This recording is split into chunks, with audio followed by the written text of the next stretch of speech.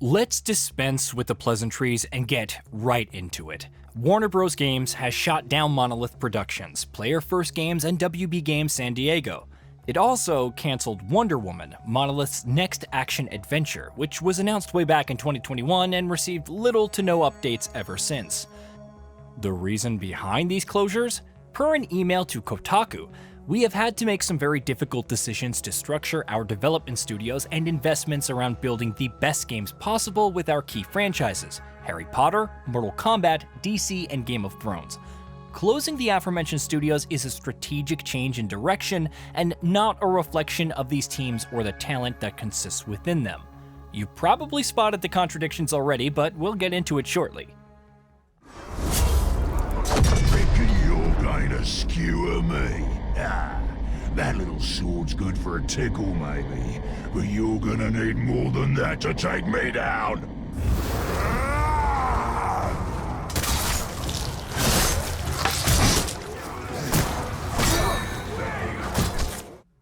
Regarding Wonder Woman, the company sought the highest quality experience possible for the iconic character, and unfortunately, this is no longer possible within our strategic priorities.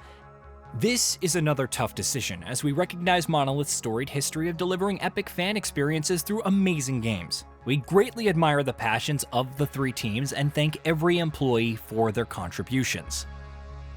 It also said that despite the difficulties of today, you should all rest assured, Warner Bros. Will remain focused on and excited about getting back to producing high-quality games for our passionate fans and developed by our world-class studios, and getting our games business back to profitability and growth in 2025 and beyond. Don't worry about all those people who lost their jobs, everyone. WB Games is going to get back to profitability. The part about how this doesn't reflect the teams or the quality of the talent feels all the more insulting, like an "it's not you, it's us" situation.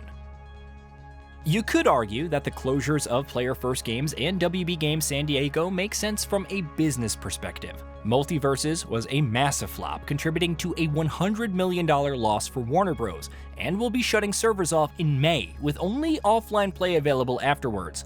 Meanwhile, WB Games San Diego was established in 2019 to work on free-to-play mobile games and hasn't really delivered anything.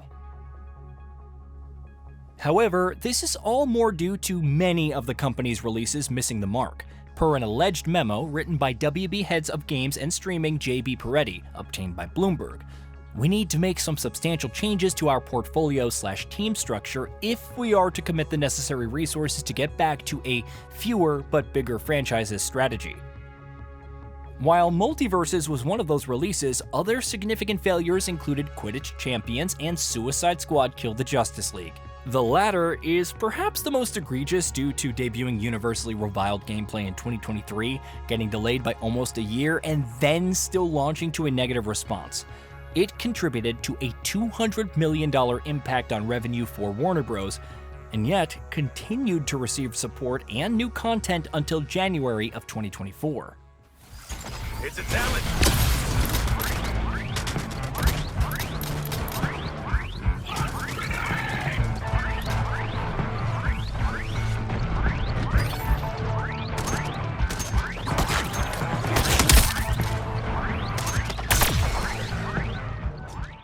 All of this is seemingly due to the poor decisions reportedly made by former WB Games president David Haddad over the years. As Bloomberg reported earlier this month, it was under his leadership that these projects were greenlit. Then there's the fact that WB Games Montreal was shafted for its Suicide Squad project, and even when reportedly it tried new pitches like Constantine, they were left on red. A Flash video game was the next pitch, but after the film's flop, this too was scrapped. The frustration of dealing with WB Games allegedly caused many of the Montreal studios' leaderships to depart over the years. Then there were all the disturbing details about Wonder Woman. How it was reportedly rebooted last year with a budget well over $100 million, and how the project was failing to coalesce.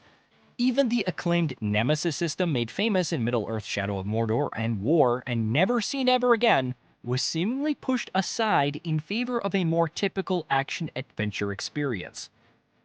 It could be argued that WB Games is doing all this to correct Haddad's mistakes, especially with how significantly they've impacted the company's 2024 revenue. And yet, The hogwash about focusing on its key franchises, like DC, is all the more baffling since Wonder Woman is a DC property.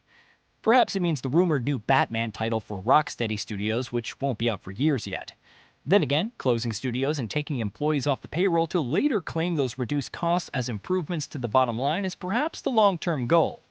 Gotta give those investors and shareholders some pounds of flesh in time for the next quarterly financial result after all. However anyone wants to try and justify it, this is such a massive waste of talent. Even if you didn't like multiverses, it clearly had potential, and loyal fans at the start, which were slowly squandered due to its live service aspirations and monetization. Is it a coincidence that this happened in the same year that Warner Bros. Discovery CEO David Zaslav said the company was placing more emphasis on live service titles to drive engagement and monetization of longer cycles and at higher levels? Monolith Productions hurts all the more because of the beloved titles it delivered over more than 3 decades. Titles like Condemned, Blood, Shogo Mobile Armor Division, Alien vs. Predator 2, and much more remain classics.